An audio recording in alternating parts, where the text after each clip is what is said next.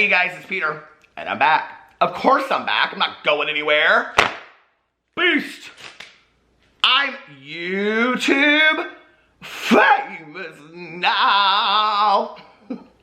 Available in 2020. The K-Tel album, the soundtrack for life. Dad AF. Rock on, gold dust woman. I don't know what this is. I never usually do this. Okay, let's get into this video today. I have some things to say. It is 8:25 p.m. on Saturday night. This is kind of a late upload. I took a nap this afternoon. Get over it, okay? I needed my beauty sleep. I mean, look at me. When you're as beautiful as all of this, okay? When you're the old man on YouTube, I think I should have won a Streamy. Yes, first of all, for having the world's longest vlogs. I vlog for over an hour every single day, and I have for 3 years. But I should also get a, what do you call it? I should get a Streamy for being the old man of YouTube. Do you remember back in the day, that Zippy guy? Is he still around? He was like one of the original YouTubers back in the day. But anyway, we're going to talk about the Streamy'S in just a second and the well-deserved winners of that. That's called sarcasm. But before I get into that, I have something I would like to say. Okay, so let's just be completely transparent, okay? If you have been on Twitter or if you've been watching some stuff go down lately, you know that it is a mess, okay, within the drama community to some degree. And I have seen some of this been going on, okay? And, you know, it kind of makes me sad, honestly. Like, I watch it and I'm like, okay, here we go. History is repeating itself again. And do we not learn from the things that happened in the past? And so I'm seeing all this go on, and, you know, it is what it is. And listen, I was told to stay in my own lane like a year ago, and I have stayed in my own lane, and I have never been more thankful to be over here in my own lane, okay? That's all I have to say about all that.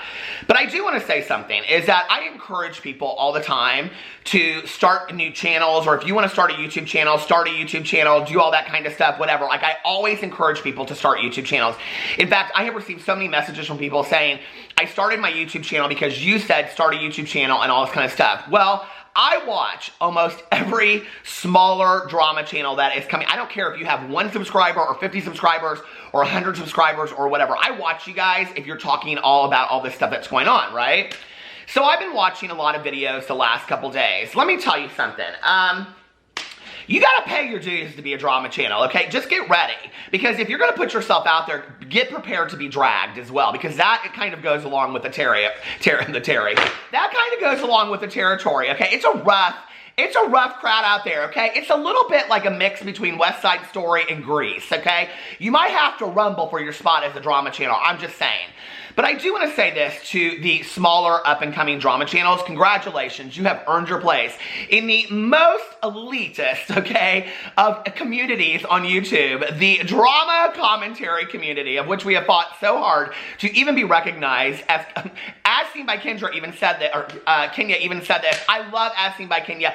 I watch all of her videos. She did a fantastic video the other day on should drama channels receive PR. She said some things in there that I wish I had said in my video, because she talked a lot about validation and things like that, and it was really, her video was really important. So thank you so much, Kenya, for your video.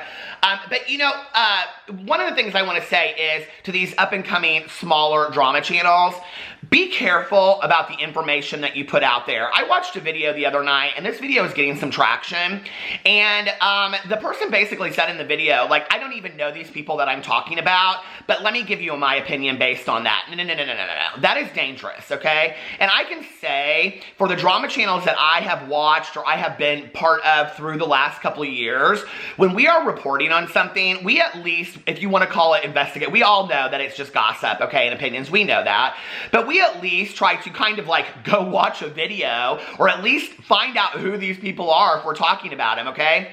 When you are giving an opinion and you are saying, well, this happened and this is my opinion based on it, and that never happened, and there is no proof or fact that that ever happened, but you're saying that it happened, that is now affecting that person's reputation, whoever that person is, okay?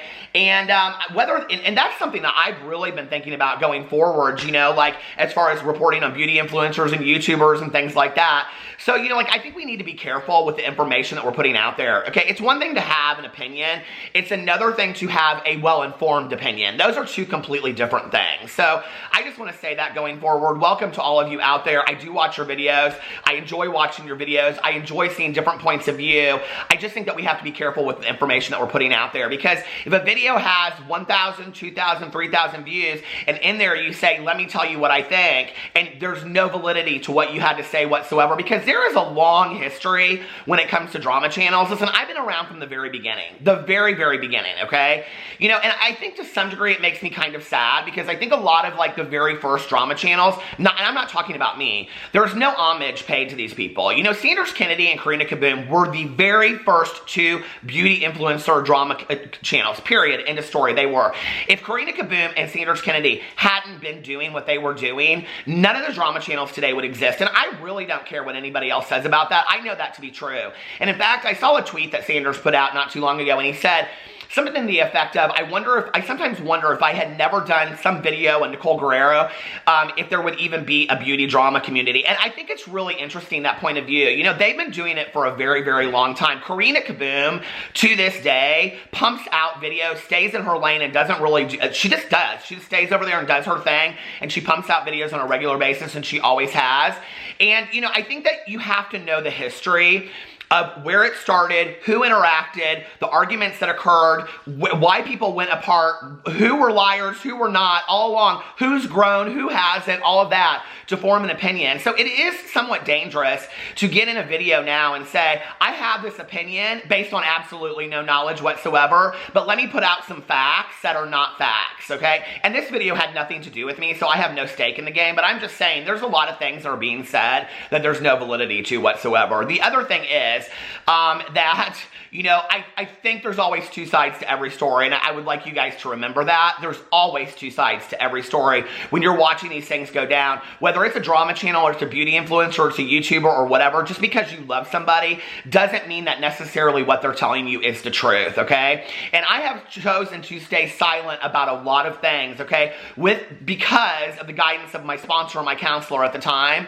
But there are a lot of things that have been put out about me out there that there is absolutely 100% no validity to whatsoever. And I allowed it to continue because I chose not to counter that kind of stuff.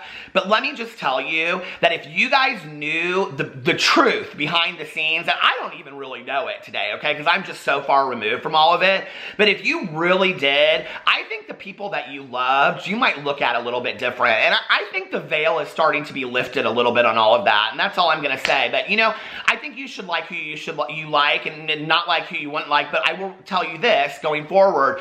Remember, okay, even your favorites can be messy. Even your favorites are human. Even your favorites make mistakes from time to time. So when you're watching all of this drama go down, remember, these people at the end of the day are human beings. There's some stuff that's being talked about that to me personally, like recovery issues, is very, very serious. And I don't think that's funny stuff to be talking about, okay? When I have friends of mine that are dying, you know, week after week from opioid overdoses, and then we're using this and weaponizing it on the internet, I don't think that's funny, okay? And please don't dip into my DMs wanting to talk to me about that kind of stuff or whatever, because I will never entertain anything when it comes to recovery, mine or somebody else's. I don't think that's funny. I just don't, okay? And that hasn't happened. Nobody has dipped into my DMs wanting to talk to me about those kinds of things. I'm just saying, I don't think that's cute. I don't think that's not something that we talk about, okay? We don't laugh about things like mental health issues. We don't laugh about things like recovery issues. And I think that we need to start being nicer to one another. And if you don't like somebody, leave them the well enough alone, okay? You just don't deal with them anymore. Be done with it, you know? Anyway, it's all of it a lot to me, and I see it's going on, and in all honesty, it makes me very, very sad, having sat in that seat and gone through it myself. I'm like, could we have learned something from what happened before? Like, y'all don't need to be fighting, okay? It doesn't have to be like this. Just say we're gonna go our separate ways. That's all I have to say about all that. But be careful what you, and I'm talking now to the smaller channels, be careful what you're putting in your videos, okay? If you know that you don't know about the history, be careful of what you're saying, because it could be very damaging to somebody else, okay? That could be affecting their relationships, that could be affecting their reputation, their careers on YouTube. You don't know. Just by saying in a video, your video could get 150,000 views and go viral, and you say in a video, well, so-and-so did such and such, and there's no truth to it whatsoever, and somebody believes that to be true because you said it in the video. That is the danger of YouTube, and I'm just telling you, if you want to be a respected drama channel out there, be careful about what you put in your videos, because I didn't think this was going to go on 10 minutes. I'm sorry, but this just really gets me riled. I have a huge issue with this because I've seen this go on for time and time and time again.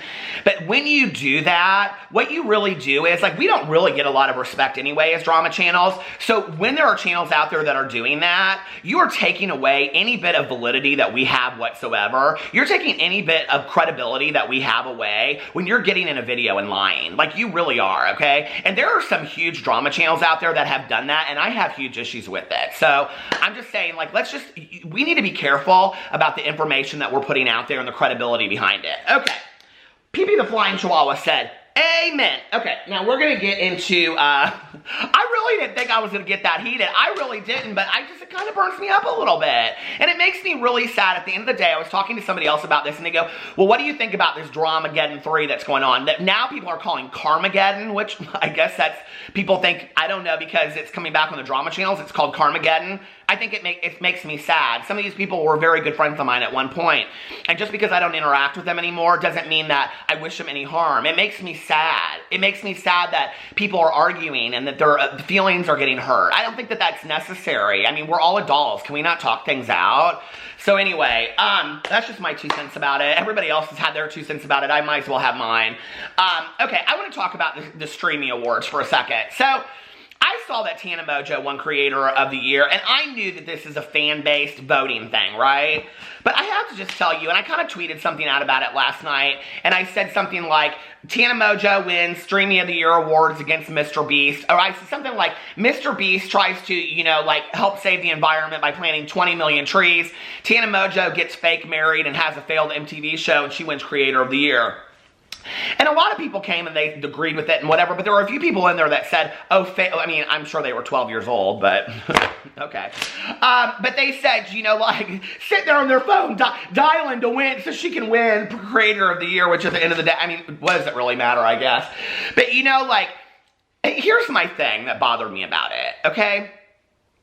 I really have hopes for our future. I really, and when I say our future, I mean the world's future, We live in a world, we need to think about this for a second, okay? We live in a world where a 16-year-old Swedish environmental activist, Greta Thunberg, just won Times Person of the Year, okay? Times Person of the Year. For trying to affect global change on the world. And someone like Mr. Beast, okay, is beat out when his content is very enjoyable, high edited content, okay, is beat out by somebody like Tana Mongeau that sits on video for an hour and a half explaining away TanaCon, which was poorly put together anyway. Fake Mary's another YouTuber, which they still haven't really come out and ever explained and play this charade up, okay? And he is trying to plant 20 million trees, which at this point is almost at 19 million, by the year 2020 to combat global warming and the environment and all of the trees being, burnt down and things. It's just so, crazy to me, this world that we live in. And I'm sorry if I'm offending a lot of you out there that are Tana Mongeau fans, but what that says to me is, I'm a little scared about the generation that is voting for Tana Mongeau to win Creator of the Year, okay? That this is yet again another popularity contest. I really don't understand that. And what really bothered me a lot, okay, was the ASS kissing that goes on within the YouTube world. When I went underneath there, it was trending on Twitter, and I saw all of these people that were like, oh, Tana deserves to win. Oh, Tana, you deserve to win. Why does Tana Mongeau deserve to win this award? Can somebody please explain this to me? Does Tana Mongeau deserve to win this award because she worked so hard tweeting this out? Because that's what a lot of people said underneath my thread. How does Tana Mongeau deserve to win this award? What incredible content has Tana Mongeau put out that floors you, okay? Creator of the Year. That's like Director of the Year, okay? At the Academy Awards. What content has she put out that is so well scripted, so well thought out, that it just blows you away, okay? In fact, her fake marriage to Jake Paul was literally the poorest produced, poorest scripted, poorest planned wedding I have ever seen, okay? Even Trisha Paytas marrying a cardboard fold-out in a Las Vegas chapel was better than this crap that Tana Mongeau and Jake Paul put together, and yet she gets Creator of the Year. Why? Because it's a popularity contest. And that worries me a little bit about our future. Congratulations, Tana. I mean, she didn't do it. She won it because people voted for her, so I think she should enjoy her moment. This really has no issue with Tana Mongeau. My issue with Tana Mongeau is this, okay?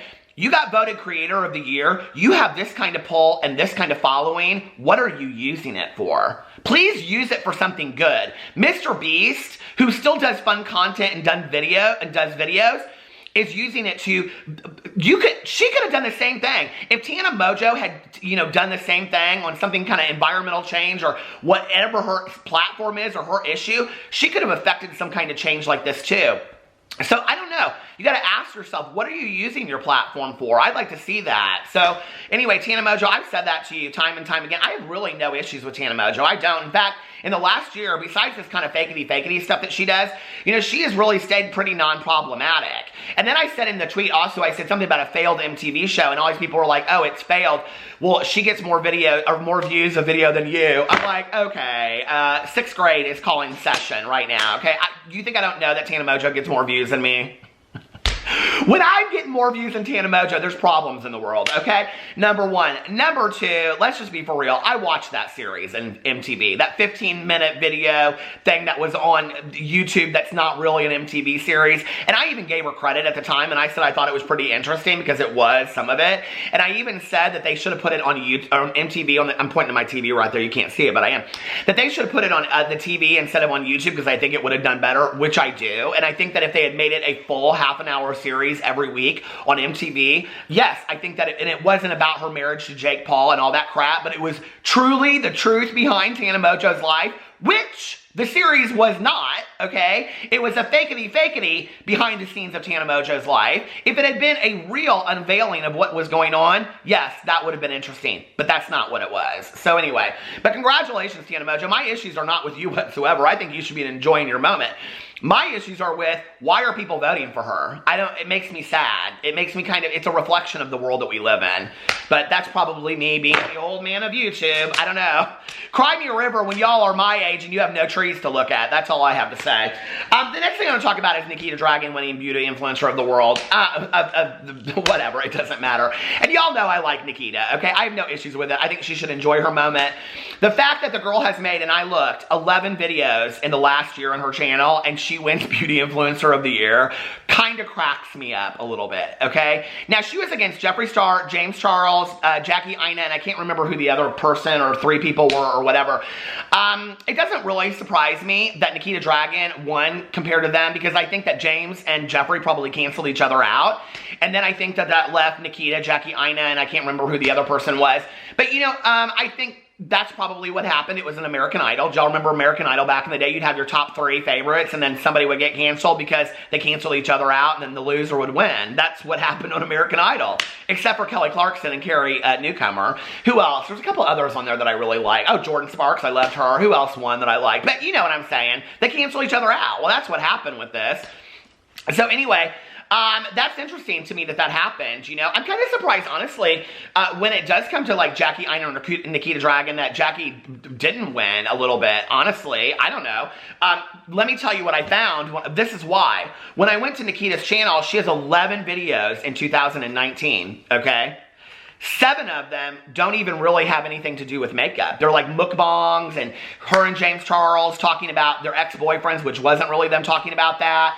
And it's all that kind of stuff. It really isn't to do with makeup. 7 out of 11 videos of hers don't even really have anything to do with makeup. And yet she wins Beauty Influencer of the Year. Now, the Streamy Awards are for the YouTube, okay? They're not for Instagram. If Instagram was included in that as well, I would kind of get it because she does post constant looks on Instagram and things like that.